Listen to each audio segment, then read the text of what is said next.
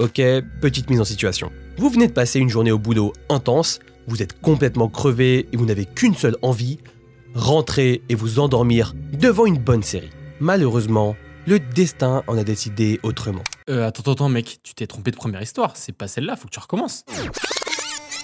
La première histoire, c'est celle de Jonathan.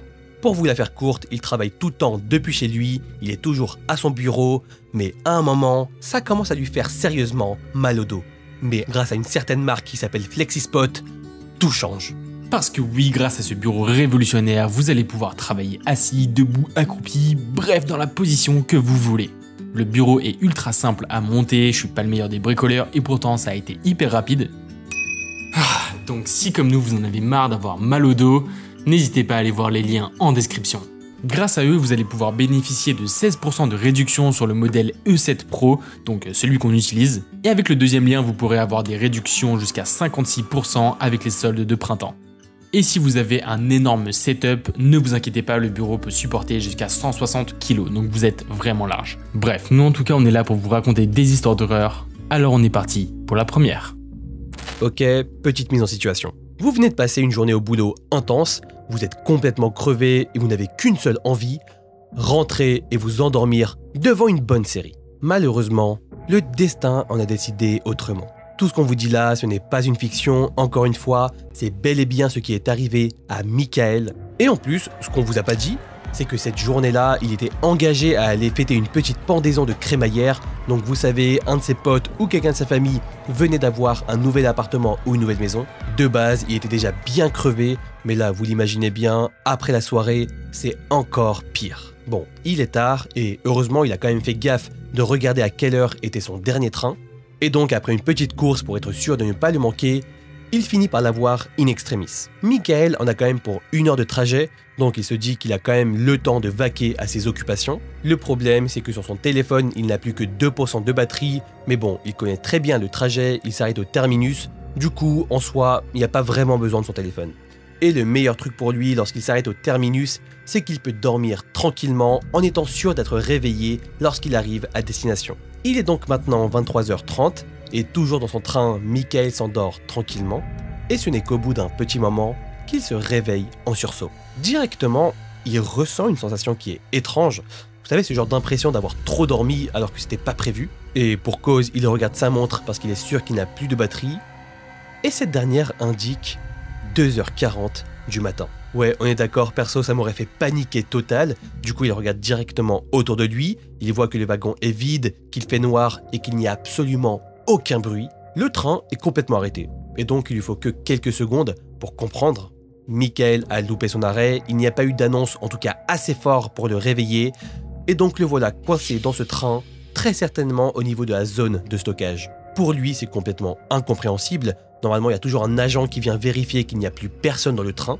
Bon, c'est la première fois que ça lui arrive, il n'y a pas mort d'homme, mais bon, la flip, elle monte quand même un peu, et donc Michael se dirige vers l'une des portes, et malheureusement, elle est fermée, et c'est impossible de l'ouvrir. Il commence donc à marcher dans le train pour essayer d'autres portes, pour voir s'il y en a une qui est ouverte, et au bout d'un moment, alors que ses tentatives se révèlent être infructueuses, il se dit qu'il va devoir peut-être casser une vitre avec des marteaux qui sont prévus pour ça. Mais bon, à ce stade-là, il ne se sent pas encore assez en danger pour en arriver là, et donc il continue de marcher et d'essayer les autres portes. Mais après quelques secondes, il se fige complètement. Alors que jusque-là, Michael allait de wagon en wagon pour essayer chacune des portes, il se rend compte qu'à un moment, dans l'un des wagons, un homme est assis et ne bouge pas. On vous le rappelle encore une fois, on est dans le noir, il n'y a aucun bruit et l'ambiance est déjà de base assez tendue. Et surtout qu'il y a un détail très important, l'homme ne dort pas, il est juste assis là à regarder en face de lui comme s'il attendait quelque chose. Bon, en soi, c'est une scène qui est ultra flippante, mais c'est quand même le seul être humain aux alentours. Donc Michael saute sur l'occasion et lui demande si lui aussi il s'est endormi dans le train. Mais malheureusement, la commu, il aurait peut-être préféré ne jamais demander, parce que l'homme va simplement lui répondre « Toi, je vais te tuer ». Ok, on vous le rappelle, l'ambiance de base est déjà bien terrifiante, mais alors là c'est vraiment monté d'un cran, surtout qu'il n'a plus du tout de batterie sur son téléphone, donc il ne peut appeler personne. Michael commence donc à reculer doucement, un peu comme s'il était face à un lion et qu'il ne doit surtout pas paniquer. Et une fois sorti du wagon, il se met à courir le plus vite possible à l'autre bout du train, histoire de s'éloigner au maximum de ce gars. Et là, c'est vraiment le miracle, parce qu'en t'attend l'une des portes au hasard, elle s'ouvre. Alors pour être honnête, il ne sait pas du tout par quelle magie c'est arrivé, mais c'est arrivé et ça c'est le plus important. Michael n'attend pas et en sortant, il se rend compte de l'endroit dans lequel il se trouve. Parallèlement à lui, se trouvent d'autres trains et plus loin, il semble y avoir un genre de dépôt mal éclairé. Étant donné qu'il n'a aucune idée de comment sortir, il décide de marcher pour se rapprocher de ce fameux dépôt. Et à ce stade-là, il n'a qu'une seule envie, croiser quelqu'un qui bosse là et lui exposer la situation. Et justement, son souhait s'exauce. À quelques dizaines de mètres de lui, il voit une silhouette. Cette dernière semble porter un gilet fluorescent, ce qui est plutôt bon signe. Michael se met donc à hurler pour l'appeler et ça marche, l'homme se met à courir vers lui, sauf qu'une fois à sa hauteur, l'agent ne réagit pas du tout comme il l'espérait, parce qu'il commence littéralement à l'engueuler en lui disant qu'il n'a pas le droit d'être là, etc. Évidemment, Michael répond, il tente de se justifier et finit par lâcher l'info qu'une deuxième personne se trouve dans le train. Sans attendre une seule seconde de plus, l'agent lui ordonne de rester là pendant qu'il va le chercher pour le faire sortir. Bon, en soi, même si maintenant il a l'air d'être un peu safe, Michael appréhende un peu, il a tout sauf envie de revoir ce gars. Et c'est à peine 5 minutes qui vont passer avant que les deux hommes reviennent ensemble. Le truc, c'est que le gars assis dans le wagon ne semble pas s'être calmé. Pire encore, il sort de ses gonds, il se met à insulter de ouf Michael et l'agent en les traitant de tous les noms, en disant qu'il va les égorger, des trucs vraiment horribles. D'ailleurs, je sais même pas si ça va passer sur YouTube ça. Et le truc, c'est que c'est absolument pas fini. Maintenant, ils vont devoir sortir et pour ça, il va falloir marcher pas mal. Et donc c'est vraiment une scène ultra chelou où les trois sont un peu obligés de coopérer alors qu'ils ne s'entendent pas du tout. Et finalement, l'agent finit par leur donner la direction en leur disant de se débrouiller. Et autant vous dire que c'est pas 5 minutes de marche qui les attend, mais c'est plutôt 1 heure avec ce gars, seul et sans batterie. C'est complètement hors de question pour Michael qui se met quasiment à supplier l'agent de les accompagner. Et après des minutes de négociation, il finit par accepter de marcher avec eux une partie du trajet. Et comme je viens de vous le dire, c'est pas de tout repos. Parce que pour atteindre la prochaine sortie, les trois doivent emprunter un bout de tunnel. Et après à peine 5 minutes, Michael et l'agent voient l'homme se plaquer contre le rail en disant qu'il veut se faire rouler dessus parce qu'il a 8 vies et qu'il veut utiliser une de ses vies ce soir. Ça n'a absolument aucun sens. Le gars est 100% shooté. Évidemment, l'agent tente de le stopper, mais là, c'est une bagarre qui éclate. Tout est absolument lunaire dans cette histoire, et la scène également, parce que Michael tente de les séparer alors que le gars est totalement incontrôlable et super violent. Finalement, la tension redescend, ils se remettent à marcher un peu comme si de rien n'était. Encore une fois, c'est trop chelou. Et évidemment, notre beau vieux Michael est en état d'alerte constamment. Vous l'imaginez bien, l'agent également est furieux, mais il n'a pas d'autre choix que de continuer à marcher. Et finalement, après un moment interminable, ils arrivent à une porte. L'agent l'ouvre, fait passer Michael et les deux gars, et là, sans prévenir, claque la porte derrière eux. Michael comprend directement la situation, il ne sait pas où il est, et la porte derrière eux est verrouillée, et donc maintenant, il est seul avec cet homme dangereux. C'est un silence insoutenable qui s'installe, parce que devant eux, il y a un tunnel sombre, et toujours ce malaise palpable. Le gars chelou commence à s'acharner sur la porte en essayant de l'ouvrir et bien sûr en insultant l'agent. Michael lui réagit tout de suite et se met à courir à toute vitesse. Il voit qu'au bout du tunnel il y a une lumière et donc il fonce pour y arriver et sortir de cet enfer. Derrière lui il entend que l'homme court également en hurlant pour qu'il s'arrête. Mais Michael continue et après quelques instants qui lui paraissent interminables, il n'entend plus rien. Alors est-ce que le gars a abandonné? Est-ce qu'il s'est caché quelque part? Michael ne veut pas le savoir et en vrai, il s'en fout. Et à un moment, par miracle, il aperçoit enfin la gare au loin. Une fois arrivé, il saute sur la première sortie qu'il voit et heureusement, la porte n'est pas fermée. En sortant, il voit une voiture, tente de lui faire un signe, mais le conducteur ne s'arrête pas. En même temps, il est 3h30 du matin, donc ouais, c'est plutôt sûr, quasiment personne ne viendra l'aider. Et on vous le rappelle, il n'habite pas très loin du terminus, et donc il se met à courir une dizaine de minutes de plus pour enfin arriver chez lui. Une fois rentré, il s'effondre littéralement et vomit sous l'effet du stress. Toute la pression des dernières heures retombe et donc il se met à pleurer, à trembler. C'est assez simple, comme vous derrière votre écran, il n'arrive pas à croire ce qu'il vient de vivre. Bref, une fois au chaud, il reste plusieurs heures à la fenêtre, en scrutant la rue, s'attendant à voir une silhouette réapparaître à tout moment. Mais non, heureusement, il n'y a plus rien, juste le silence pesant de la nuit qui semble interminable. Finalement, notre bon vieux Michael ne recroisera jamais la route de cet homme, ni de l'agent qui l'a mine de rien un peu abandonné ce soir-là. Ce qu'il sait en revanche, et ce qui est vraiment sûr, c'est qu'il n'a plus jamais fermé l'œil dans un train. Ok, Inès a 10 ans quand cette histoire commence. Elle vit dans un petit village où globalement elle a fait toute sa scolarité, de la maternelle jusqu'au collège. Elle connaît chaque rue, chaque petit recoin, et c'est pour ça que ses parents acceptent de la laisser aller au collège seule à pied. Après tout, elle n'est qu'à 5-10 minutes de chez elle, donc pourquoi s'inquiéter? Bon, les premières semaines, tout se passe bien. Inès, elle est plutôt fière de pouvoir marcher toute seule, elle aime bien cette sensation au fait d'être grande et d'être indépendante. Elle descend la rue principale, passe devant la boulangerie, après ça, elle traverse un grand croisement avant de bifurquer vers son collège. Mais très vite, quelque chose attire son attention. En fait, tous les matins, au même endroit, une femme est là. Et elle ne fait rien, elle est juste immobile, devant un vieil immeuble à côté du croisement. Elle porte toujours les mêmes vêtements, un pull vert foncé, un peu abîmé, et un pantalon taché. Elle ne fait rien, elle ne parle à personne, elle se contente de rester là et de la fixer. Bon, au début, Inès, franchement, elle ne s'en préoccupe pas trop. En vrai, c'est peut-être juste une femme du quartier, une personne un peu étrange mais inoffensive. Le truc, c'est qu'au fil des jours, son malaise grandit vraiment. Parce que oui, quand on vous dit qu'elle est là, en fait, elle est là tous les jours. Toujours au même endroit, toujours le même regard fixe posé sur elle. Bon, au bout d'un moment, ça commence à être un petit peu bizarre, et du coup, un jour, en arrivant au collège, Inès, elle en parle à ses amis. Elle leur dit tout simplement qu'il y a toujours une même femme qui la regarde quand elle vient à l'école. Au début, elle leur raconte ça tout innocemment, comme si c'était juste une anecdote de vie. Le truc, c'est que leur réaction ne la rassure pas du tout. En fait, elles lui disent que oui, cette description leur dit complètement quelque chose. Et même l'une d'elles lâche qu'un jour, cette femme l'a suivie jusqu'à chez elle. Ok, à ce moment-là, Inès, elle ressent un énorme frisson. Jusque-là, elle pensait peut-être qu'elle se faisait des films, qu'elle exagérait, mais le fait de savoir que cette femme a déjà suivi l'une de ses potes, ça change tout en vrai. Elle ne sait pas trop comment la transition s'est faite, mais à partir de là, Inès a commencé à vraiment flipper. Elle se met sérieusement à redouter le moment où elle devra passer devant elle. Le lendemain arrive, elle va à l'école, et la femme est là. Bon, elle essaye de ne pas croiser son regard, de faire semblant de ne pas la voir. La flip, elle est vraiment toujours là, hein. Et donc elle prend une décision, elle va changer d'itinéraire. En gros, normalement pour aller au collège, elle devrait continuer tout droit après le croisement, mais en fait il existe un autre chemin, un peu avant, qui permet d'éviter de passer trop près d'elle. Bon, ce détour il est un petit peu plus long, mais au moins elle se sent plus en sécurité.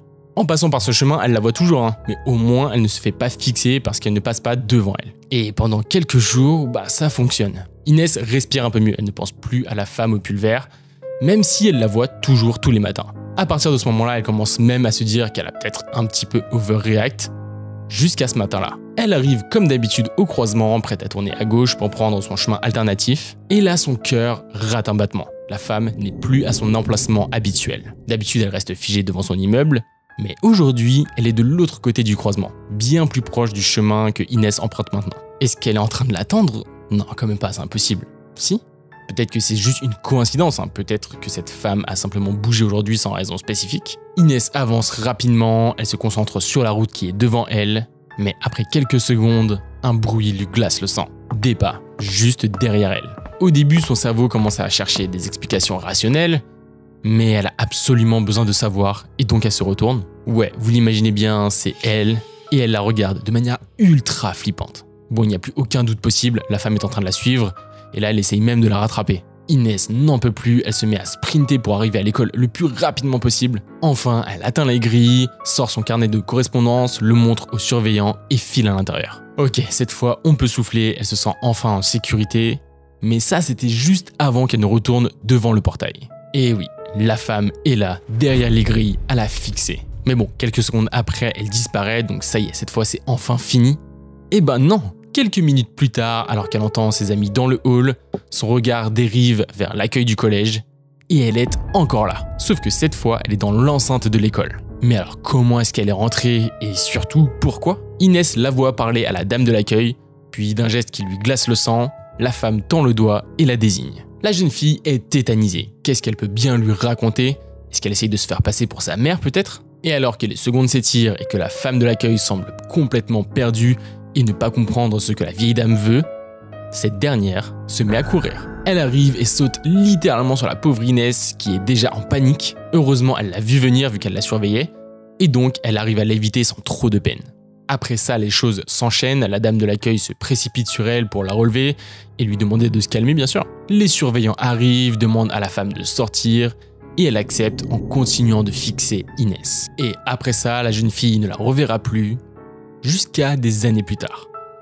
Elle est maintenant en terminale et elle est en train de se balader tranquillement en ville jusqu'au moment où elle tombe sur elle. Heureusement, la vieille dame ne la voit pas, mais ça ne rassure absolument pas Inès qui sait maintenant qu'elle est toujours dans les parages. On est en 2018 à Paris et à ce moment-là, il fait très chaud. Nora, 16 ans, marche dans la rue et essaye de trouver un arrêt de bus après une longue journée. Et en soi, en nous racontant cette histoire des années après, elle ne se rappelle même plus de ce qu'elle faisait ce jour-là. Tout ce que Nora sait, c'est qu'elle était en train de rentrer chez elle.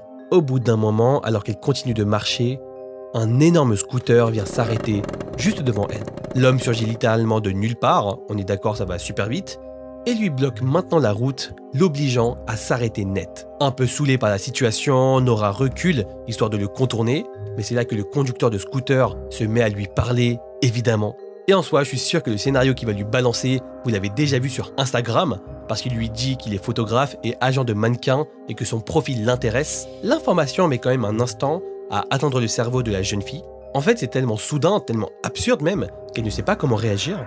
Et donc Nora essaie de scruter du regard, mais elle sent que quelque chose cloche. En fait, elle remarque des détails qui pourraient être anodins et qui pourtant ne la mettent pas en confiance. Elle trouve par exemple qu'il est beaucoup trop habillé pour une journée qui est aussi chaude. Et vous allez voir, ça risque d'avoir son importance ce détail. Bon, à part ça, elle ne sait pas vraiment comment réagir, parce qu'en vrai, on va pas se mentir, elle est un peu flattée quand même. Et son premier réflexe, c'est de lui demander de retirer son casque pour voir son visage et voir à qui elle a affaire.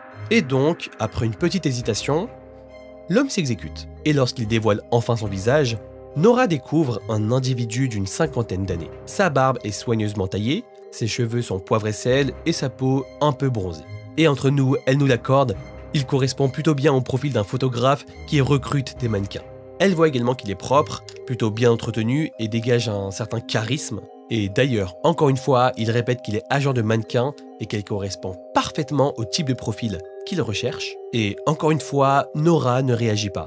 Elle préfère analyser la situation avant de répondre. Faut quand même savoir qu'on lui a souvent dit qu'elle avait une silhouette de mannequin, donc sans prétention, cette proposition ne l'étonne pas non plus tant que ça. Mais tout de même, elle reste lucide. Elle essaye de ne pas se laisser emporter par l'étonnement ou la flatterie et choisit d'être encore prudente. Et donc pour vérifier son histoire, elle lui demande le nom de son agence et si elle peut voir une carte de visite, quel est son prénom, etc.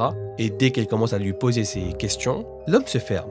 Son expression change, comme s'il ne s'attendait pas à ce qu'elle se montre méfiante. Il a l'air contrarié, pas vraiment furieux, mais quand même un peu saoulé. Et donc il finit par répondre qu'il n'a pas de carte de visite sur lui, mais qu'il veut prendre des photos d'elle immédiatement. Sans attendre, il lui propose de monter sur son scooter en lui disant qu'ils peuvent aller directement à l'agence. Il commence même à sortir un deuxième casque sans attendre de réponse de sa part. Et à cet instant précis, c'est toutes les alarmes du cerveau de Nora qui se déclenchent en même temps. À bien y réfléchir, rien dans cette situation ne paraît normal. Mais plutôt que de montrer sa panique, elle garde une expression un peu neutre et cherche une excuse pour couper court à la conversation. Elle lui dit qu'elle a un rendez-vous chez le dentiste et qu'elle ne peut pas le suivre. Et donc pour éviter qu'il s'énerve, elle lui dit qu'elle peut quand même lui laisser son numéro. Et dans la discussion, elle lui précise également qu'elle est mineure et que donc elle doit en parler à ses parents. Elle voit que l'homme hésite une fraction de seconde, mais son regard change à nouveau. Il réfléchit et commence à lui mettre une petite pression. Il commence à lui dire que c'est une occasion en or, que des milliers de jeunes filles rêveraient de ça, mais Nora se contente de répondre calmement que non. Et c'est pile à ce moment-là que tout bascule. L'homme la fixe encore une demi-seconde, puis sans un mot, ouvre son manteau et sort un couteau. Cette fois, son regard a complètement changé et il dit à Nora de monter sur son scooter. En voyant le couteau, elle vrille d'un coup, se retourne et part en courant et en hurlant de toutes ses forces, sauf qu'au même moment, elle entend le scooter démarrer et s'éloigner.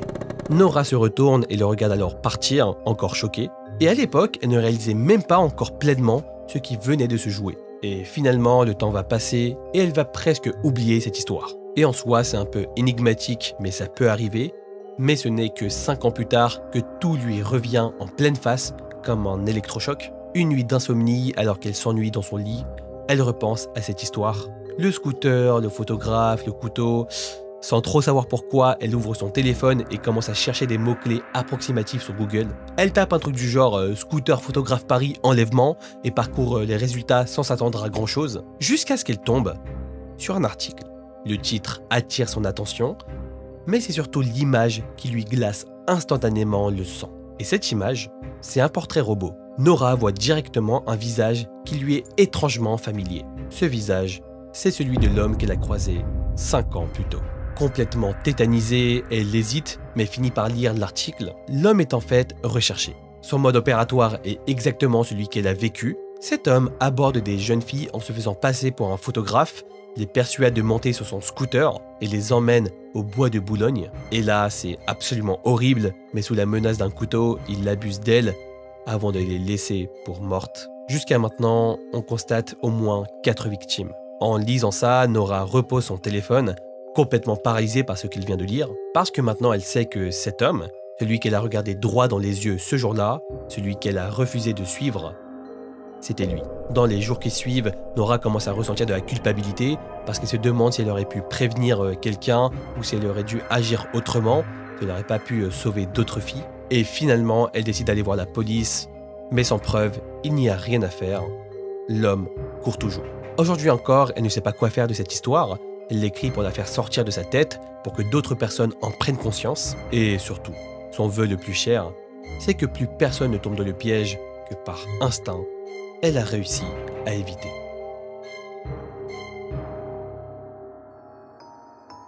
Chaque week-end, Déborah s'évade. En fait, quand on dit qu'elle s'évade, elle quitte l'ambiance un peu lourde de chez elle pour retrouver un semblant de normalité chez ses cousins. Leur maison n'est pas très loin, elle se trouve dans une petite banlieue paisible, pas très loin de Paris. Franchement, c'est un endroit tranquille, les maisons ont des petits jardins soignés et tout le monde semble se connaître. Là-bas, elle passe tout son temps avec sa cousine et meilleure amie, Maeva. Les deux ont l'habitude de traîner des heures dans les rues, elles discutent de tout, de rien. Maeva, elle connaît très bien l'endroit, et en plus, son père, il est assez connu dans cette petite ville. C'est un petit peu le mec respecté par tout le monde en fait. Et donc, vu que tout le monde sait que c'est sa fille, eh ben, elle hérite un petit peu de ce respect et franchement, c'est plutôt agréable pour elle. Et on en vient à ce jour-là qui est complètement normal. Elle se promène sans but précis. Elle passe devant la boulangerie, échange quelques mots avec une vieille dame assise sur son banc favori, puis elle continue leur route. Et justement, c'est quelques secondes après ça qu'elle le voit. Un homme assis dans un fauteuil roulant est arrêté au bord du trottoir. Il a l'air un petit peu hésitant, voire même un petit peu perdu. Et en fait, en s'approchant de lui, elle remarque que le chemin devant lui est bloqué par une série de poteaux en fer. Bon, elle comprend bien qu'il a l'air d'être en difficulté et donc elle se dirige vers lui. Pour nous le décrire un petit peu, elle nous dit qu'il a l'air d'avoir un certain âge, un peu difficile de dire exactement, mais ce qui frappe Déborah, c'est son regard. Il a un genre de sourire un petit peu malsain qui ne colle pas vraiment avec la situation. Quelque chose d'insistant, vraiment trop bizarre quoi. Quand elles arrivent à sa hauteur, il leur demande s'il existe un autre chemin pour contourner cet obstacle. Bien entendu, poliment, Maeva lui indique une rue parallèle qui lui permettra de continuer sa route. Jusque-là, rien d'anormal en soi, c'est même très bien, elles ont aidé quelqu'un qui était en difficulté. Mais alors qu'elle s'apprête à repartir, il les retient avec une question qui les met immédiatement mal à l'aise. Après leur avoir dit qu'elles étaient mignonnes, il leur demande quel âge elles ont.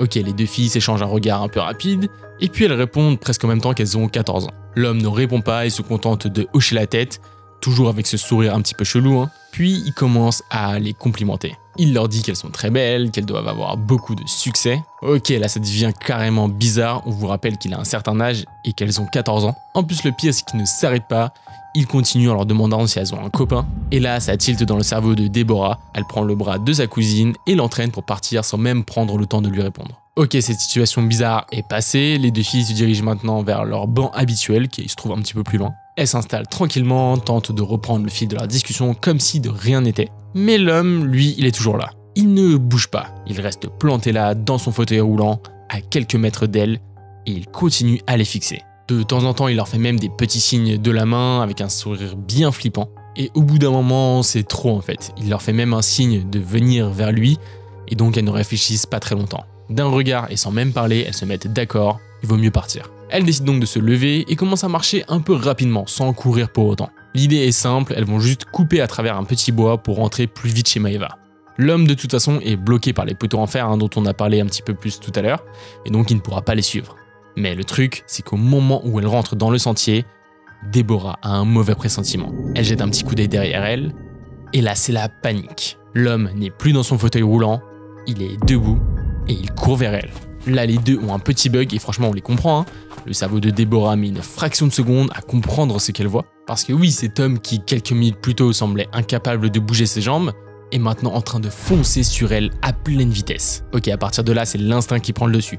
Plus de réflexion, plus de plan, juste la peur. Les deux hurlent et se mettent à courir aussi vite que possible. La situation est hyper stressante, elles entendent leur propre respiration, leurs pieds qui frappent le sol, les branches qui claquent, franchement c'est un cauchemar. Deborah sent même que niveau cardio c'est un petit peu compliqué, mais elle ne ralentit pas. Lorsqu'elles débouchent enfin sur la maison de Maeva, elles sont en sueur. Elles ont les larmes aux yeux, elles ont le souffle coupé. Bien sûr, tout de suite, elles n'attendent pas, elles se précipitent à l'intérieur et claquent la porte derrière elles. Le père de la jeune fille les voit dans cet état et là il comprend immédiatement que quelque chose ne va pas. Et donc entre deux larmes, les filles lui expliquent tout. Sans attendre, il attrape une hache, ouais vous avez bien entendu une hache, et sort en trombe déterminé à retrouver cet homme. Il prend le chemin inverse, il traverse le bois, fouille les alentours, inspecte chaque recoin, mais bon, il ne trouve rien, aucune trace de ce type. Il retourne même à l'endroit où les filles l'avaient croisé pour la première fois, et il n'y a plus personne, plus aucune trace du fauteuil roulant non plus. Malheureusement, cette histoire les a un petit peu choqués et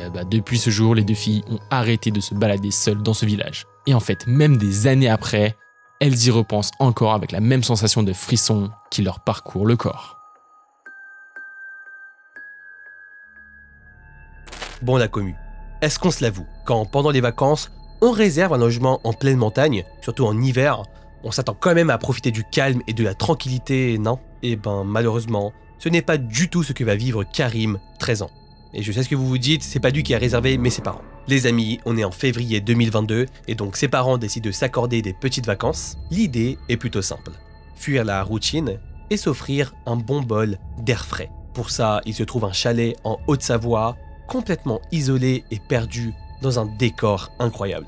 Je sais pas vous, mais ça me fait rêver. La réservation se fait sur une plateforme de type Airbnb, et vu que les parents c'est un peu leur première fois et qu'ils sont un peu dépassés par la technologie sans trop savoir comment ça fonctionne, ils réservent sans trop s'attarder sur des détails, et vous allez le voir, c'est peut-être là leur première erreur. Le trajet pour atteindre le chalet est vraiment éprouvant. Il y a de la neige littéralement partout, et plus ils roulent, plus ils réalisent à quel point l'endroit est reculé. Comme souvent pour ce type de chalet, il n'y a aucune habitation à proximité, aucun signe de vie, et la ville la plus proche se trouve à quand même une demi-heure de route via un chemin de montagne bien sinueux et périlleux comme on les aime. Finalement, la famille arrive, et le premier truc bizarre, l'accueil du propriétaire. L'homme est vraiment très grand, il a la soixantaine et les reçoit avec un sourire presque robotique, et il se présente comme étant un ancien musicien et commence par leur faire visiter les lieux. Autant vous dire que le chalet est immense. Il y a 3 étages, de grands espaces, bref, ils sont censés être bien.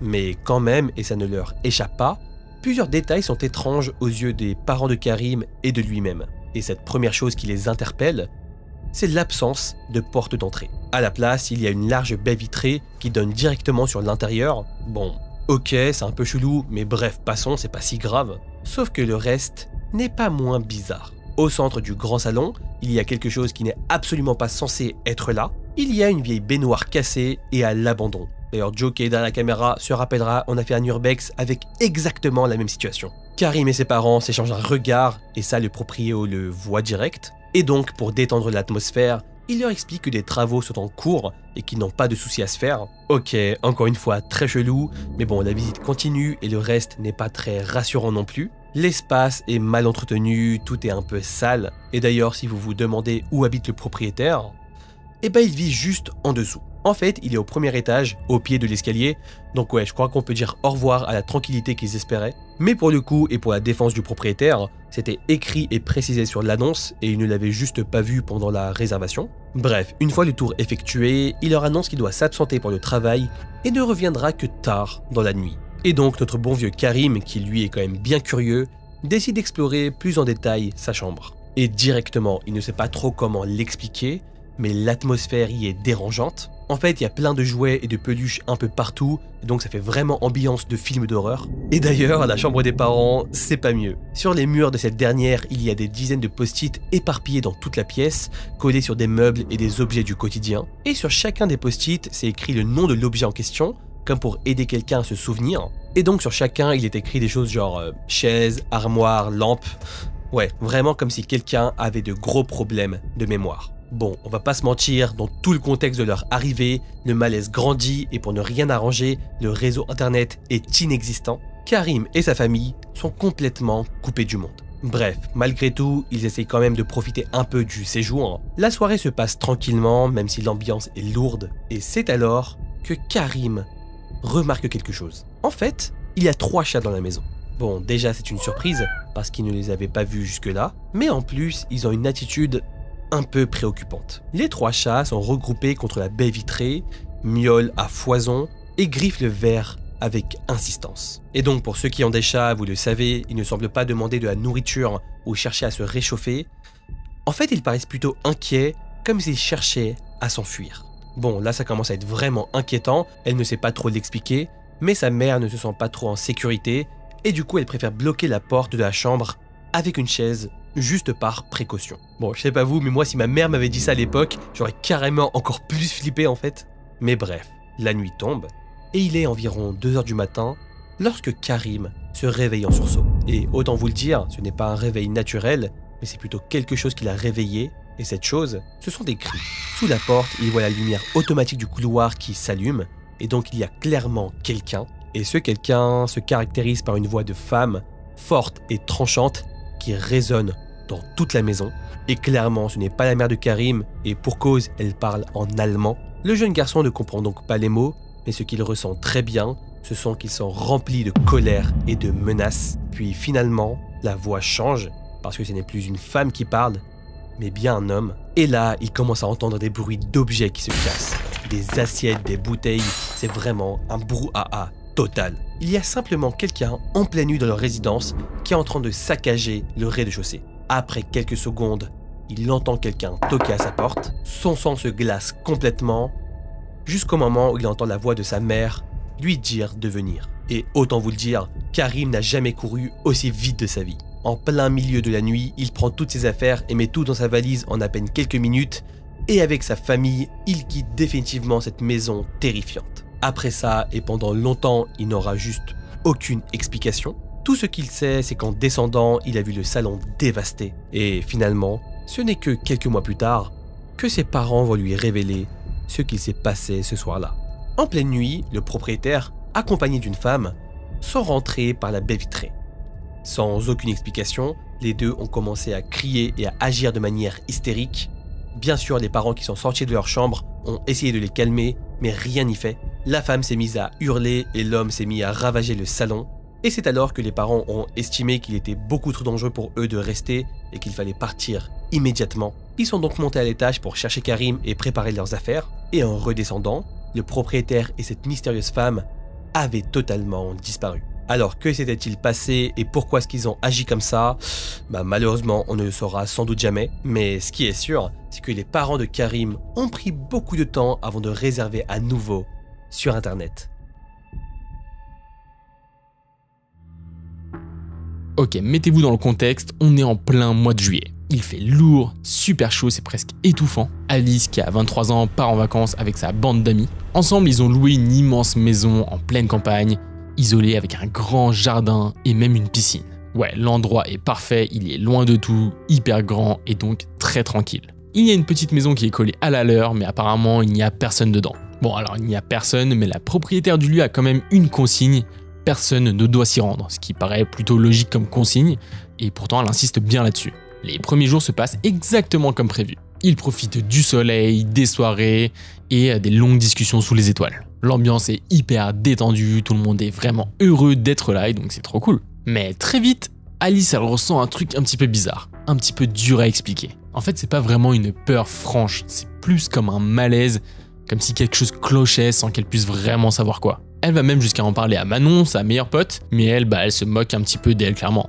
Elle lui dit que c'est très certainement son imagination et qu'elle a regardé trop de films d'horreur. Bon, ça détend un petit peu Alice qui rigole aussi, un petit peu gênée, et elle laisse couler. Mais ça veut pas dire que cette étrange sensation n'est plus là, au contraire. Bref, passons directement au soir qui nous intéresse. Cette journée-là, ils n'ont pas fait grand-chose. Ils ont globalement passé toute la journée à se prélasser au bord de la piscine. Et là, elle ne sait pas vraiment expliquer pourquoi, mais Alice se sent particulièrement fatiguée. Tous les autres sont encore dehors à discuter, à s'amuser, mais elle décide d'aller se coucher. Bon, il est quand même minuit, mais pour eux, en fait, c'est très tôt. Mais bon, c'est pas très grave, et donc elle monte à l'étage, elle se glisse sous ses draps et s'endort presque instantanément. Puis après un temps qu'elle n'arrive pas du tout à définir à ce moment-là, elle ouvre les yeux, et elle sent tout de suite que quelque chose ne va pas. Elle n'a aucune idée de quelle heure il est, mais il fait encore nuit, et surtout, c'est ce qui la marque tout de suite, le silence est total. Il n'y a pas un bruit de voix, pas de musique, rien du tout. Son téléphone est sur la table de nuit et donc elle l'attrape et regarde l'heure. Il est 3h42 du matin. Bon, c'est un petit peu bizarre, mais après tout, ils ont peut-être juste décidé d'aller se coucher plutôt que d'habitude. Bon, malgré tout, Alice se redresse. Elle essaie d'écouter un petit peu plus. Mais non, il n'y a vraiment aucun bruit. Par contre, elle ne sait pas pourquoi, mais son cœur commence à s'accélérer. Comme si elle commençait à avoir peur sans aucune raison.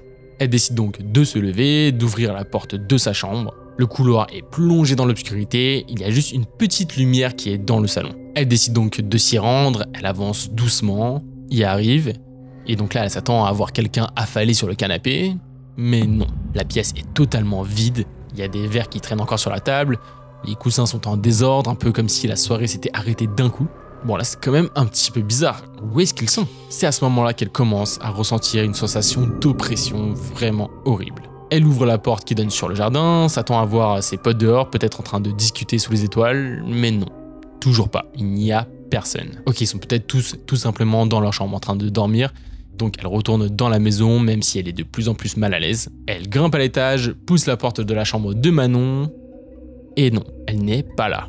Et oui, c'est exactement la même chose pour toutes les autres chambres, ils sont tous partis. Ok, cette fois c'est officiel, il y a vraiment quelque chose qui ne va pas du tout. Elle décide donc d'attraper son téléphone, elle compose le numéro de Manon, ça sonne une fois, deux fois, mais personne ne répond. Ok, à ce moment-là, elle essaie de se poser, de réfléchir à ce qui est en train de se passer, de comprendre, mais non, elle n'y arrive pas. Elle a juste hyper peur et elle a l'impression que quelque chose de grave s'est passé. Bon, cette fois, elle n'a pas envie de passer une seconde de plus dans cette maison, et donc elle se prépare à sortir, jusqu'au moment où un bruit sourd résonne derrière elle. Et en plus du bruit, elle en est sûre, quelque chose vient de bouger. Sa sensation d'oppression s'intensifie vraiment, et là, elle en est au moment où elle sent même une présence.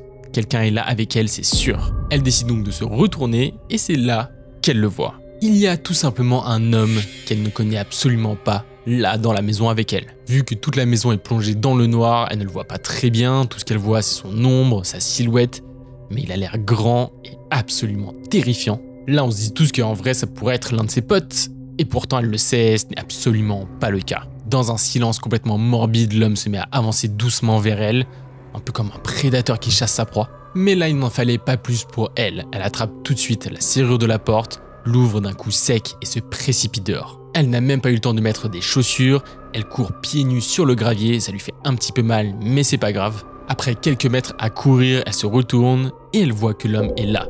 Il est à l'entrée de la maison, en train de la regarder courir. Après avoir vu ça, Alice ne s'arrête pas, elle se remet à courir, et ça pendant pas mal de temps, histoire d'être sûre d'être complètement en sécurité. Finalement, elle rappelle sa pote, et cette fois, ça décroche enfin. Sans même la laisser parler, Alice lui dit où elle est et elle lui demande de la rejoindre tout de suite. Et finalement, quelques minutes suffisent pour qu'elles arrivent. Là, vous l'imaginez bien, tout un tas d'émotions se bousculent dans sa tête. Elle est à moitié énervée de ne pas avoir été réveillée par ses potes, terrorisée mais aussi hyper intriguée parce qu'elle ne sait toujours pas ce qui s'est passé. En comprenant ce qui est arrivé à Alice, ses potes se mettent à moitié à pleurer et à s'excuser en boucle de l'avoir laissée là, et finalement elle lui explique ce qui s'est passé ce soir-là.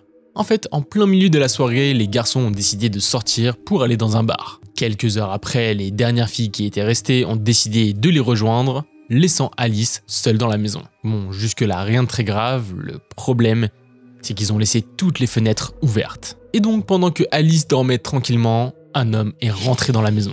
Et ça, on peut en être complètement sûr, parce que de nombreuses affaires ont tout simplement été volées. Il y a aussi plein de traces de boue au niveau de l'une des fenêtres. Et puis on vous le rappelle quand même, Alice est littéralement tombée sur l'homme en train de cambrioler la maison. Et ouais, rien que le fait d'imaginer qu'elle se baladait dans la maison pendant qu'un intrus était là, lui glace le sang. Finalement, ils vont se rendre à la police, déposer plainte, etc.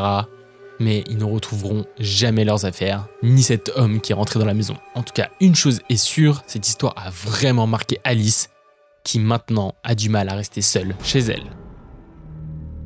Ok, la commu, imaginez. Vous êtes un jeune garçon de 7 ans, en plein camp scout avec votre meilleur pote, au beau milieu de la Belgique. Jusque-là, tout est cool en vrai, mais vous allez voir que les choses vont vite dégénérer. Et notre bon vieux protagoniste, on va l'appeler Victor. Depuis tout petit, il fait du scoutisme, et donc chaque été, il part une semaine camper quelque part avec son groupe, et en vrai, il adore ces petits voyages. Et en même temps, on peut le comprendre, pour lui, c'est une semaine d'aventure, il joue, il est avec ses potes, donc ouais, ça a vraiment l'air d'être cool, mais ce camp-là, il va s'en souvenir toute sa vie.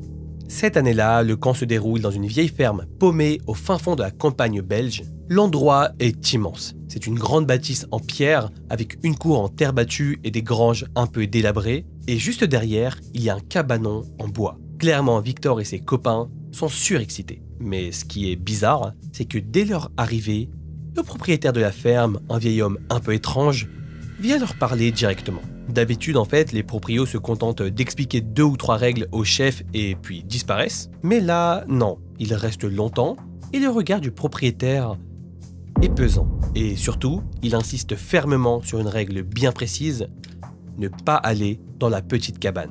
C'est tout.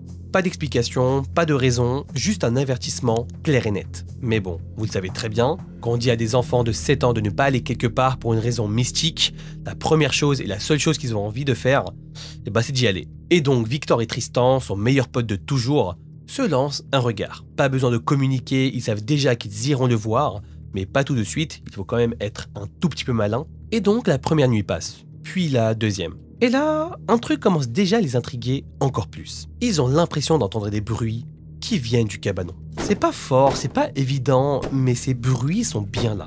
Et d'ailleurs, ces derniers sont vraiment forts, comme si ça se cognait contre les parois, comme si quelque chose bougeait à l'intérieur. Peut-être des animaux, peut-être le vent, mais alors pourquoi le propriétaire aurait autant insisté pour ne pas s'y rendre? Bref, au bout du 4e jour, ils n'en peuvent plus. L'appel de l'interdit est trop fort pour nos 2 chenapans, et donc sur un temps libre, en plein après-midi, ils décident de s'y aventurer. Le cabanon est en bois, un peu décrépit, avec une vieille porte qui grince à moitié ouverte. Déjà, l'ambiance est bien glauque, l'air est lourd et ça sent l'humidité, mais une espèce d'odeur bizarre qu'ils ne reconnaissent pas, mais qui leur retourne un peu l'estomac. Et pour que chez vous, dans votre canapé ou dans les transports où on ne sait pas trop où vous nous écoutez, n'hésitez pas à nous le dire en commentaire, puissiez l'imaginer, ça sent une genre d'odeur un peu métallisée apparemment. Les deux s'approchent et Tristan passe devant et pousse doucement la porte et ce qu'il voit à l'intérieur les fige instantanément. Juste là, à même le sol, recouvert d'une nappe blanche souillée de taches sombres, gît un cadavre d'âne. On dirait que l'animal est mort depuis pas mal de temps visiblement, son corps est complètement figé, mais si ce n'était que ça irait encore. En fait, le problème, c'est que le corps est mutilé de manière vraiment étrange. C'est pas comme s'il avait été attaqué par un animal, c'est plutôt comme s'il avait été éventré de manière chirurgicale. Le sang a complètement séché, c'est d'ailleurs ce qui explique l'odeur. Il y a des mouches de partout, il y a même des dizaines, voire des centaines de mouches même. Victor sent son cœur s'emballer et son corps se figer. C'est un vrai choc et en soi on le comprend, à 7 ans t'es pas vraiment préparé à voir ça. Et la scène est tellement horrible qu'ils n'ont même pas vu qu'il y avait d'autres détails glauques dans cette cabane. Tenez-vous bien, partout dans la grange, il y a des inscriptions faites au sang, des symboles sataniques. Et en plus de ça, pour continuer dans le cliché, il y a des bougies éteintes qui sont disposées un peu partout. Bref, c'est absolument terrifiant, il n'y a d'ailleurs quasiment plus aucun doute. Victor et Tristan sont en fait face à un rituel satanique qui a eu lieu très récemment. Évidemment, ça à l'époque, ils ne le savaient pas, mais Victor à ce moment a une sensation horrible dans le ventre. Sans un mot et sans un cri, les deux enfants se regardent et retournent en détalant. Après ça, ils vont revenir au camp et n'en parler à personne. En fait, dans leur esprit, ils avaient quand même fait une bêtise et donc ils voulaient pas être engueulés, et pourtant ils sont terrifiés. Et ce n'est que bien des années plus tard qu'ils vont en reparler et réaliser l'ampleur de la situation. Le soir où ils avaient entendu autant de bruit venir du cabanon, c'était certainement le soir du sacrifice. Et puis si le propriétaire les avait prévenus, c'est forcément qu'il était impliqué. Bref, un peu plus âgés maintenant, ils se rendent compte de la dinguerie qu'ils ont découvert ce jour-là. Bon, heureusement pour eux, aucun enfant n'a été mis en danger et rien d'autre ne s'est passé pendant leur séjour. Mais cette découverte ne fait que confirmer une chose, il peut littéralement se passer des choses terrifiantes, là sous notre nez, sans même qu'on puisse l'imaginer, ne serait-ce qu'une seule seconde.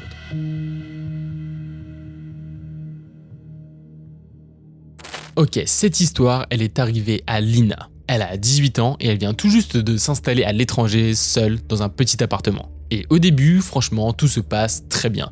Elle n'y passe pas beaucoup de temps parce qu'elle est très souvent dehors, dans des soirées où elle dort chez des amis. Elle a aussi des cousins qui habitent là-bas et donc elle passe pas mal de temps chez eux. Pour elle, c'est trop cool, elle rencontre plein de gens, découvre plein de choses, donc ouais, franchement, c'est une bonne période de sa vie. Mais forcément, et bon, c'est tout à fait normal, l'excitation du début d'aventure redescend un petit peu. La routine s'installe peu à peu et avec le temps, elle passe plus de temps chez elle. Le problème, c'est que plus c'est le cas, plus elle a l'impression de remarquer des choses étranges. Au début, ce sont juste des petits détails, mais le tout cumulé, c'est quand même assez bizarre. Par exemple, quand elle rentre, elle voit que la porte de sa chambre est grande ouverte. Pourtant, elle est sûre et certaine de l'avoir fermée le matin même en partant. Bon, au début, elle rationalise un petit peu, elle se dit que c'est peut-être le vent ou quelque chose de naturel qui l'ouvre, mais pourtant, à chaque fois qu'elle a passé du temps dans l'appartement, elle n'a jamais vu la porte s'ouvrir toute seule. Bon, c'est déjà un petit peu étrange, mais ce n'est pas tout. D'autres fois, elle entend des bruits discrets dans le couloir en pleine nuit. Ils ne sont pas très forts, mais ils sont bien là.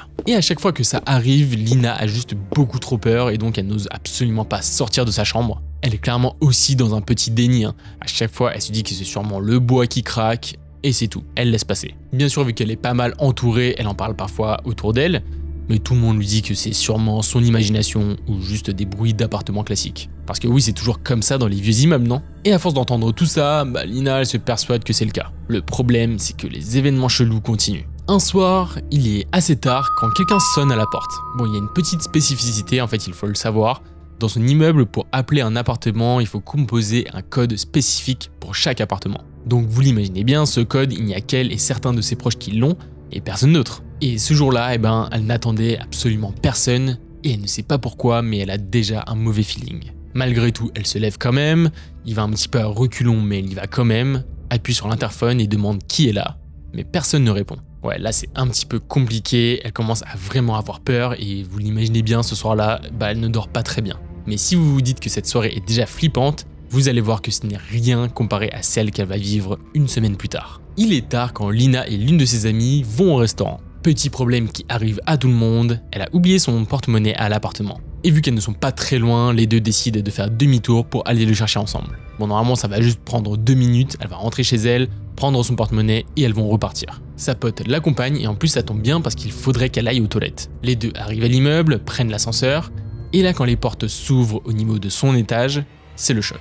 Un homme est là, devant la porte, sur son palier, avec des clés en main, en train d'essayer de l'ouvrir. Bien sûr, quand il entend l'ascenseur, l'homme s'arrête, se retourne et part en courant dans l'escalier de l'immeuble. Lina est sous le choc. Cet homme était en train de rentrer chez elle. Et tout de suite, elle comprend que si elle n'était pas revenue pour chercher son porte-monnaie, il serait sans doute rentré. Tout ça cumulé et en repensant à tous les événements qui sont arrivés, c'est-à-dire qu'en fait, il connaît sûrement son emploi du temps, qu'il la surveille même. Les deux filles appellent tout de suite la police et heureusement, c'est le premier réflexe à faire dans ce genre de situation. On l'écoute poliment, mais malheureusement, on ne prend pas sa plainte au sérieux. Aucun rapport officiel n'est enregistré, ils vont juste lui dire un « surveillez bien votre porte » complètement banal. Et donc en gros, cet appel va se finir avec un « débrouillez-vous toute seule ». Les jours passent, mais la peur ne la quitte absolument plus. Et le pire, c'est que ce n'est pas fini, parce qu'un matin, en sortant, elle l'aperçoit encore. Il est là dans le couloir. Il ne fait rien, il se contente de la regarder, de la scruter même.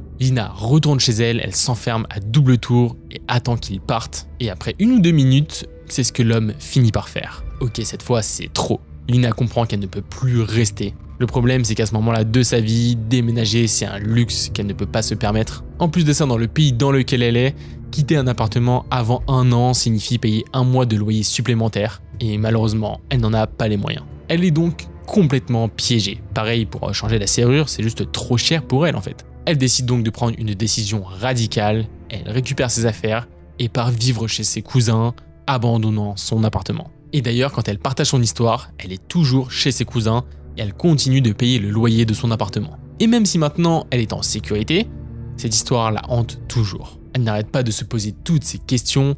Combien de fois est-ce que cet homme est rentré dans son appartement? Qu'est-ce qu'il y a fait? Est-ce que c'était lui qui entrait le soir pendant qu'elle dormait et qui marchait dans le couloir? Le truc, c'est qu'il ne lui a jamais rien volé, ce qui veut dire qu'il trouvait son compte en faisant autre chose. Et même si ces questions la hantent, Lina trouve que c'est peut-être finalement mieux de ne jamais savoir. Bon, celle-là, on vous prévient, elle est vraiment vénère. Et Léo a 6 ans lorsque tout commence. Son père est routier et donc il est souvent absent toute la semaine. Il vit donc essentiellement avec sa mère et disons que la vie n'est pas forcément facile avec elle. Léo voit par exemple très régulièrement des hommes passer la nuit chez eux lorsque son père n'est pas là. Bon, à l'époque il ne comprenait pas vraiment, mais avec du recul et aujourd'hui il sait très bien ce qui se passait. Mais comme je viens de vous le dire, à l'époque, aucune question ne traverse son esprit. Pour lui, ce sont simplement des amis qui viennent la voir, l'innocence d'un enfant quoi. Et d'ailleurs, sa mère boit énormément d'alcool et un jour, c'est toute la situation qui bascule. Alors que cette dernière est complètement saoule, plus que d'habitude en fait, en pleine nuit, elle rentre dans sa chambre et s'approche du petit Léo.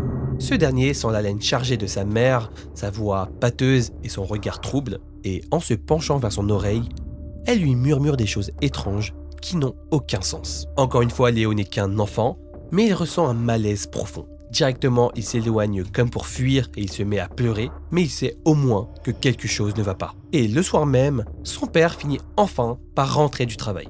Comme à chaque fois, sa mère est complètement ivre et se met à hurler dès qu'il franchit la porte. Elle lui jette des objets à la figure sans raison apparente, comme si sa simple présence l'exaspérait. Le pauvre petit Léo, habitué à ces scènes de chaos, court se réfugier dans sa chambre et s'enferme à double tour. Et là, en entendant les cris dans toute la maison, il attend, recroquevillé sous sa couverture. Puis, soudain, il entend la porte claquer. La seule chose qu'il entend, c'est la voix de son père résonner une dernière fois. Et en fait, il va simplement dire qu'il va dormir ailleurs. Le jeune garçon comprend donc qu'il va encore une fois se retrouver seul avec elle. Et justement, dans sa chambre, le jeune Léo finit par s'endormir jusqu'au moment où sa porte s'ouvre. Encore une fois, il sait que ce n'est pas normal, il est complètement terrorisé et décide de faire semblant de dormir, mais sa mère n'en démord pas, elle s'approche doucement de lui et lui chuchote à l'oreille que l'heure de la punition est arrivée. À cet instant précis, il le comprend directement, ça a beau être sa mère, il sait qu'il est en danger. Franchement, cette histoire fait vraiment de la peine et elle est absolument horrible. Je sais pas ce que vous en pensez. Bref, son instinct lui hurle de ne pas bouger, de ne pas faire de gestes brusques. Alors, il se retourne lentement, lui présente son dos, comme si ça pouvait le protéger. Et là, complètement hystérique, sa mère se met à hurler avant de partir en courant de la chambre. Et soyez prêts, parce que ça, ce n'est que le début. Le lendemain, vers 4 ou 5 heures du matin, le cauchemar recommence. Cette fois, il dort profondément lorsqu'elle entre à nouveau dans sa chambre. Il ne se rend compte de sa présence que lorsqu'il sent le matelas s'affaisser sous son poids. Puis il sent des doigts effleurer son visage, son cou, ses épaules. Léo ouvre un œil et c'est là qu'elle se jette sur lui. En une fraction de seconde, il est complètement plaqué au lit et sa mère commence à lui faire du mal. Alors bon, vous commencez à le comprendre, on a censuré pas mal parce que Léo commence à détailler ce qu'il a subi. Clairement, c'est une agression sexuelle. Et ce qui est sûr, mais c'est même un euphémisme de le dire, c'est que c'est carrément traumatisant. Et le truc, c'est que ça va continuer comme ça pendant des années. C'est vraiment horrible. Presque tous les soirs, à 5 heures du mat, elle vient dans sa chambre, complètement alcoolisée, elle lui fait subir des choses absolument horribles en lui promettant de le tuer s'il résiste. Léo ne va jamais à l'hôpital, sauf une fois lorsqu'elle l'a frappé avec une plaque en métal sur son visage. Et puis vient l'année de son entrée au collège. Léo a 11 ans et son père est parti depuis pas mal de temps déjà. Il n'a donc absolument plus aucun repère et vit dans un enfer quotidien. Mais un jour, son collège commence à remarquer des choses. Des bleus sur ses bras, son corps maigre, il a toujours les mêmes vêtements aussi. Et donc les responsables décident de fouiller un peu et trouvent le numéro de son père et l'appellent. Ils lui font part de toutes ses remarques, de toutes leurs préoccupations en disant qu'ils pensent qu'il est en danger. À ce moment-là, on est en octobre 2014. Les vacances scolaires sont proches et donc son père vient le chercher après avoir appris la nouvelle du collège. En sortant, Léo le voit et voit également qu'il est avec sa nouvelle compagne dans sa voiture. Bien sûr, il n'hésite pas une seule seconde. Il monte dans la voiture et pour lui, ça y est, il est sauvé. Enfin ça, c'est ce qu'il croit. Parce qu'à peine une heure plus tard, alors qu'ils sont arrivés à destination, une voiture de police leur ordonne de s'arrêter. Bon, ça a l'air d'être un contrôle routier classique, tout semble normal, jusqu'au moment où les policiers sortent une bonbonne et commencent à asperger son père de gaz lacrymogène et l'embarquent. Ok, what the fuck, Léo panique, il hurle et ne comprend pas ce qui se passe. Sérieusement, laissez-le respirer le pauvre. Et ce n'est que quelques heures plus tard qu'il apprendra la vérité. Sa mère a appelé le commissariat et a raconté que son père l'avait kidnappé. Elle l'accuse même d'être un criminel, vraiment la totale. Léo n'en croit pas ses yeux lorsqu'il la voit sortir d'une voiture. Après tout ça, on le force à retourner chez elle et le cauchemar reprend de plus belle. Bon, on ne sait pas trop comment ça s'est passé au niveau judiciaire, mais apparemment son père s'en est quand même sorti. Et justement, une semaine plus tard, il va revenir. Et cette fois, c'est hors de question de laisser son jeune garçon. En même temps, c'est pas trop tôt. Devant le collège, il demande à Léo s'il veut continuer de vivre avec sa mère ou s'il veut venir vivre avec lui. Évidemment, ce n'est même pas une question, mais le jeune garçon saute sur l'occasion et lui dit que bien sûr, il veut venir vivre avec lui. Et à partir de là, des démarches s'enchaînent. Main courante, tribunal des enfants, audience chaque année. Et finalement, après tout ça, son père obtient enfin la garde définitive. Notre pauvre Léo est enfin sauvé. Mais il faut savoir une chose, et c'est vraiment grave dans cette histoire, pour obtenir la garde permanente, Léo n'a même pas parlé des abus. C'est en fait certainement l'hygiène de vie complètement déplorable de sa mère qui a dû jouer dans la balance. Et donc, pendant 10 ans, il garde tout pour lui. Vous l'avez compris, ce n'est que bien plus tard qu'il ose enfin parler. Et d'ailleurs, jusqu'à ce jour, il n'a jamais eu le courage de porter plainte. En tout cas, une chose est sûre, cette période de sa vie l'a traumatisé et continuera de le marquer à tout jamais. Ok, maintenant on va parler de Asma qui a 14 ans. On est en plein été et elle profite simplement d'une soirée tranquille en famille dans les rues animées de Marseille. D'ailleurs, si vous venez de là-bas et que vous regardez cette vidéo, n'hésitez pas à nous le dire en commentaire. On est un 14 juillet et donc à cette date, les gens sont dehors. Il y a du monde partout, l'air est encore chaud et elle est hyper excitée à l'idée de voir les feux d'artifice. Son père, sa mère, ses petits frères et sa petite sœur l'accompagnent et il prévoit de manger après le spectacle. En arrivant en ville, comme prévu, l'ambiance est hyper festive. Les rues sont complètement bondées, il y a des groupes de personnes qui déambulent partout en riant, et au loin, il y a un musicien qui attire son attention. Un petit peu curieuse, Inès s'arrête avec sa famille pour l'écouter, et c'est à ce moment-là qu'elle remarque cet homme. Un garçon un peu plus grand qu'elle, qui a entre 18 et 19 ans. Il se tient juste à côté d'elle, et au début, elle ne s'en méfie pas du tout. Après tout, il y a du monde et il semble simplement apprécier la musique comme elle le fait avec sa famille. Mais très vite, il ne va pas rester immobile et il va commencer à engager la conversation. Il lui parle comme si c'était complètement naturel, avec un petit sourire, et elle, polie, elle lui répond. La discussion est tout à fait normale, complètement banale même. Et puis, après quelques minutes, il lui demande son Instagram. Sur le moment, la petite Asma ne voit aucune raison de refuser. Jusque-là, il n'a pas eu l'air trop bizarre et en plus de ça, la conversation était assez agréable. Alors, elle lui donne son pseudo sans trop réfléchir et après ça, elle s'éloigne avec sa famille pour aller manger. Elle ne pense plus du tout à lui jusqu'au moment où son téléphone se met à vibrer. Ça commence par une notification, puis 2, puis 3. Le garçon n'a pas attendu et il lui envoie message après message et à chaque fois, c'est de plus en plus insistant. Et en fait, à chaque fois, il veut absolument qu'elle vienne le voir le soir même. Il veut qu'elle s'éloigne quelques minutes de sa famille pour le rejoindre. Bon, bien sûr, elle refuse tout de suite, c'est quand même hyper chelou comme demande. À ce moment-là, elle est en train de dîner avec tout le monde et donc elle ne va pas partir comme ça. Mais lui, il insiste encore. Il lui envoie des messages de plus en plus oppressants, comme s'il ne comprenait pas qu'elle puisse dire non. Et puis là, c'est à partir de ce moment-là que ça devient carrément flippant. Quand ils sortent du restaurant, Asma le voit. Il est juste là, devant le restaurant, et il semble l'attendre. Dès qu'il croise son regard, il lève la main et il lui fait un petit signe d'approcher. Cette fois, la jeune fille se méfie carrément, elle l'ignore et puis bien sûr, elle n'en parle à personne. En fait, elle a un petit peu honte de ce qui est en train d'arriver et elle n'a pas envie de dire à ses parents qu'elle a donné son Instagram à un inconnu. Elle décide donc d'accélérer un petit peu le pas, suivie par sa famille, mais rien de plus. Le problème, c'est qu'à partir de là, elle n'est plus du tout détendue, elle est même complètement stressée. Quelques instants plus tard dans la soirée, les parents de Asma décident de s'arrêter pour prendre une petite glace. Ok, la petite essaie de se détendre un petit peu, d'oublier tout ça et de profiter du moment pour se rassurer. Peut-être qu'il va partir, qu'il va lâcher prise. Mais alors qu'elle attend sa glace, son téléphone vibre à nouveau. Aucun suspense, c'est bien entendu lui, donc elle ouvre les messages et là il est écrit « Regarde devant toi ». À ce moment-là, elle relève la tête instantanément et elle le voit. Il est juste en face d'elle, de l'autre côté de la rue, un petit peu caché dans l'ombre. Il est complètement immobile et il la fixe. Et encore une fois, il refait ce même geste avec la main pour l'inviter à le rejoindre. La jeune fille commence à sérieusement paniquer. Là, ce n'est plus juste un garçon un peu insistant.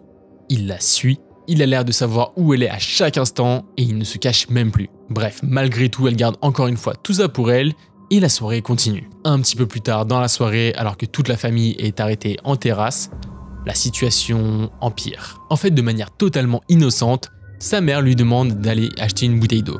Bon, normalement c'est une tâche hyper simple, mais Asma sait que le garçon est là, juste en face, et que s'il la voit partir, il va la suivre. Elle hésite, mais en même temps elle n'a pas envie de dire à sa mère pourquoi elle ne veut pas y aller. Et donc finalement elle trouve une solution et demande à sa petite sœur de l'accompagner. Parce que oui, à deux, elle sent qu'elle est un petit peu plus en sécurité. Malheureusement les choses se passent exactement comme elle l'avait prévu, parce que dès qu'elle s'éloigne et qu'elles arrivent vers l'épicerie, elle le remarque dans son champ de vision. Encore une fois, il est complètement en train de la suivre. Apparemment, le fait qu'elle soit avec sa petite sœur ne change rien, il continue de la stalker. Et là, en fait, elle a encore plus peur parce qu'elle n'est plus toute seule. Elle a maintenant la responsabilité de sa petite sœur. Et donc, elle commence à se poser plein de questions. Est-ce qu'il va passer à l'action? Est-ce qu'il va faire quelque chose? Et cette fois, elle ne veut pas prendre le risque. Alors, au lieu d'aller à l'épicerie indiquée par sa mère, elle bifurque brusquement et rentre dans un restaurant où travaillait un ami de ses parents. Heureusement, dès qu'elle rentre, elle le voit tout de suite et donc elle lui explique la situation. L'homme voit tout de suite que la petite fille est paniquée et en plus de ça, son stalker rentre dans le restaurant également. Là, sans hésiter une seconde, l'ami des parents se place devant la porte et empêche l'inconnu d'entrer. Il lui met un énorme coup de pression, lui dit de dégager parce que sinon il va appeler la police. Et après quelques secondes d'hésitation, il sourit à Asma, tourne les talons et s'en va. Enfin soulagée, elle attend encore quelques minutes, rassure le pote de ses parents, puis sort acheter de l'eau avant de rejoindre sa famille. Mais là on peut penser que ça y est, l'histoire s'arrête là, alors qu'en fait ce n'est absolument pas le cas. Alors qu'elle retourne enfin en terrasse, elle le revoit. L'homme n'est pas parti, il est assis en face de l'autre côté de la rue et il continue de l'observer. Et vraiment c'est le forceur ultime parce que quand elle s'approche de la terrasse, l'homme se lève, continue de la suivre et l'appelle sur Instagram. Pire, il commence même à crier son prénom dans la rue. Et finalement, juste avant qu'elle ne s'assoie avec sa mère, l'homme s'arrête. Il continue de la fixer encore un petit peu, lève la main pour lui faire un nom du doigt, avant de se retourner et de disparaître complètement. Ce soir-là, Asma rentre chez elle, encore sous le choc. Malheureusement, elle n'en a toujours parlé à personne et a ordonné à sa petite sœur de ne rien dire à ses parents. Et donc vous l'imaginez bien, ils ne vont jamais apprendre l'existence de cet homme. En rentrant, elle le bloque tout de suite sur Instagram et heureusement ne recevra plus jamais de nouvelles de lui. Mais parfois, elle y repense. Et une question lui traverse alors l'esprit. Qu'est-ce qui se serait passé si elle s'était retrouvée seule avec lui? Et n'oubliez pas, si vous utilisez le premier lien qui est en description, vous aurez 16% de réduction sur le bureau E7 Pro de FlexiSpot. Et avec le deuxième lien, vous aurez jusqu'à 56% avec les soldes de printemps, donc franchement, foncez. Nous maintenant, ces bureaux font partie de notre quotidien, c'est vraiment trop cool, donc n'hésitez pas. Nous, en tout cas, on espère que vous avez apprécié la vidéo et d'ailleurs, si c'est le cas, n'hésitez pas à liker, à commenter, à vous abonner. Vous connaissez tous ces gestes simples qui font tout simplement vivre la chaîne en fait. Nous, en tout cas, c'était Kratos et Joe et on se dit à la prochaine pour une nouvelle vidéo. Ciao!